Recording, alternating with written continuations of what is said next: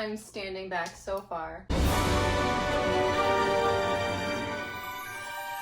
Hi everyone, welcome back to my channel. So today we are doing something that I have been putting off for a minute. So my Nhandu tripepii was housed on cocoa fiber, and if you're not aware, cocoa fiber has a tendency to mold, especially if you keep it somewhat damp. Nhandu tripepii are, of course, a more humid species, so they do require that extra humidity. Now, having said that, I do know what did cause the mold outbreak in this enclosure. What happened was that she molted and a piece of the mold got stuck under her water dish. That piece of mold under her water dish, of course, kept getting damp more and more and more as I gave her water, and it ended up molding. So I originally just went into the enclosure, distracted her with some superworms, got in really quick, scooped out that corner that had the mold in it, put in some new substrate. She was still in the enclosure. I was really careful with my phalanges, and we had no issues until a few months later, which is where we're at now, where the mold has returned in that corner and just exploded almost overnight. Now, the reason why I kind of put this off a little bit is because she is a very grumpy tarantula. Nhandus are notorious for being ferocious eaters, just very bad hair flickers, and so I'm expecting a lot of hair flicking, hopefully no striking, but I do know that the temperament of this Nhandu tripepii is about what you would expect for a Nhandu tripepii. Before we get into it though, I did want to thank my new patrons. I always say Patreons. I think it's patrons, but I'm just gonna keep saying Patreons. Zoe and Melissa, thank you guys so much for the extra support. I really appreciate it. I also did have one quick little shout out. Stacy over at Mother of Spiders on Instagram was kind enough to surprise me with this amazing thermos with my order. So thank you so much. If you guys are into really cool tarantula artwork, she's the one to go to. All right, so that's enough talking. Let's just get this over with. So yeah, this is basically what we are dealing with. This entire corner is just filled with mold. As you can see, it looks really gross. And as you see, it also started molding up here. So that pretty much makes my only option literally taking this entire enclosure apart and redoing it. Anyway, let's boogie. So I'm gonna first start by trying to remove her things. And it doesn't seem like she wants that to happen. So this is what's going to be really frustrating. So one thing I can try to do is to distract her with food so that I can try to move her into a different container while I fix this. So I have a superworm here.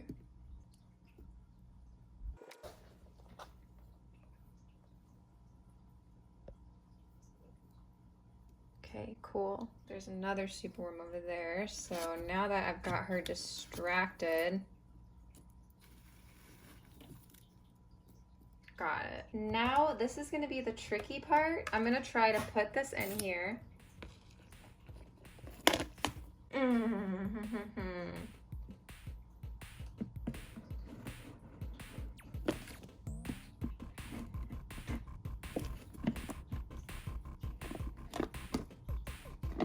Now to just carefully... She's definitely kicking like crazy in there. Okay, that was the hardest part, was getting her out. So she's got her food in her mouth. She did kick some hairs. They're mostly in there. I'm wearing a mask just in case. My arms might get itchy, but I don't think I got any on me. So now we have to remove the substrate. And let me tell you, this substrate is probably full of hairs. So what I'm actually gonna do is I'm gonna go outside and I'm going to dump it out that way because I don't want this inside.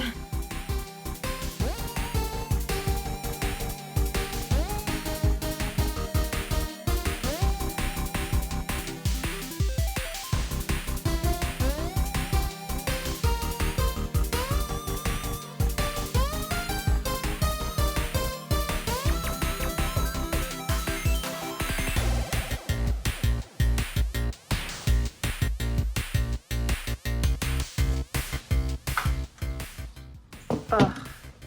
Okay, so now that we have got all of that substrate out,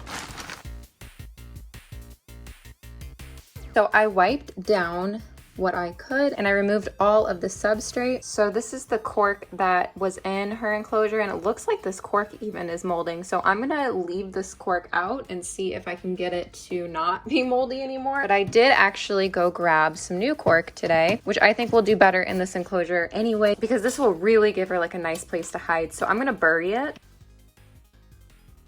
make it really cool like this. I just like the dirt getting into it like that. So another thing that I'm going to actually be doing is giving her a new water dish. When I actually got Igor her water dish, it actually came with two, so I think I'm gonna use this one also. Midas is actually like the size of a hamster, so this water bowl will be perfect. Before we put that water dish in though, I want to decorate a little bit. So of course we are going to do some of this moss. So Midas is a Nhandu tripepii, so that means she really likes high humidity. Moss is a great way to have higher humidity, especially if you mix it up a little bit. And of course, another thing we are going to be doing is using leaf litter. A lot of you guys asked me where I got this leaf litter. This is from Josh's Frogs.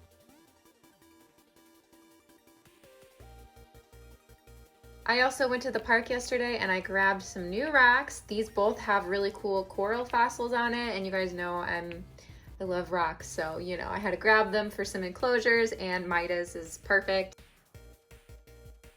I also have these really pretty geodes that I want to put in as well.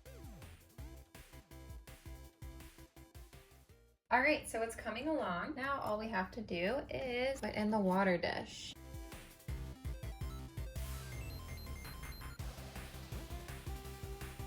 Got some dirt in the water, but that is fine. So yeah, here is Midas' new enclosure made over.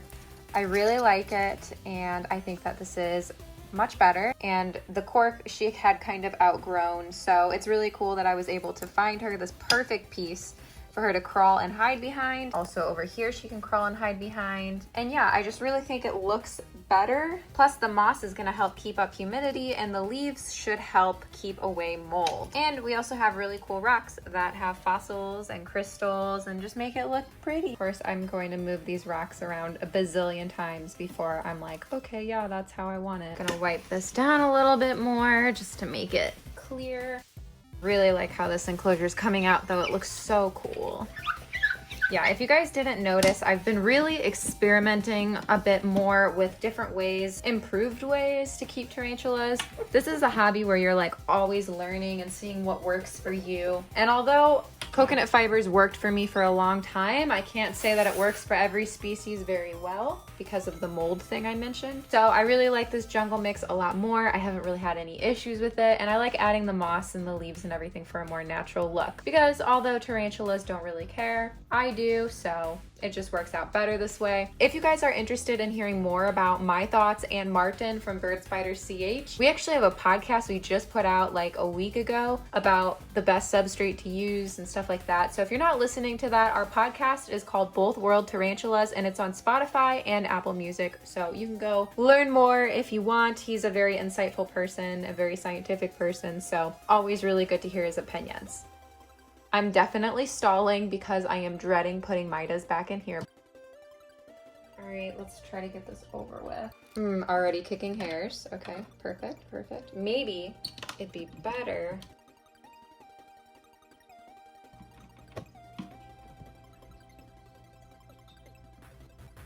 Oh God, her leg.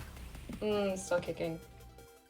Oh, there's so much hair on her bum. Okay, I'm standing back so far.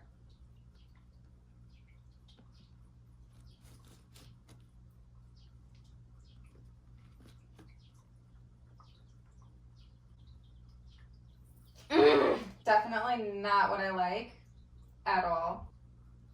Ugh, God, every time. There's like no end in sight. This is terrible. Please just get down. Please, just get down. Yes, yes, get down. No! Well, we're moving in the right direction.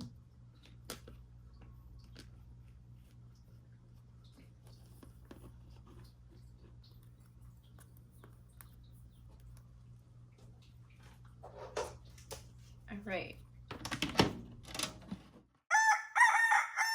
So it is the next day, and I just wanted to go ahead and show you guys how she is doing since her big move. So here is the enclosure. I really like how it came out. I really like the substrate with her, and I like the cork bark. And as you see, she is doing some weird spider yoga. So overall, even though mold sucks, she did get a really nice new enclosure out of it. Well, the enclosure is the same, but I redid everything. And although she's very dramatic, I think that in the long run, this definitely is better for her. Okay, so there you have it. She was very hair kicky as I anticipated, but as you saw, I did manage to keep my distance. I actually managed to avoid all of her urticating hairs, which is a really good thing because hers are especially irritating because of the type of urticating hairs that Nhandu tripepii possess. So that's great news. My biggest advice if you are trying to rehouse one is to keep your distance, and also always try to keep their butt pointed away from you, so when they kick, the hair goes that way instead of this way. So I'm really happy with her enclosure, but more importantly, she seems to be really happy with her enclosure. And I don't know, I think this was actually a really fun video. I had a lot of fun rehousing her despite the drama. It was actually a really good time. So I hope you guys enjoyed watching it as much as I enjoyed filming it. Like this video if you did, subscribe if you're not, and you want to be. Don't forget that I'm gonna scream that I use probably way too much is at Tarantula.kat. You can go follow me there. I also have a Patreon, Teespring, and a podcast. It's all linked down below, and I will see you guys soon.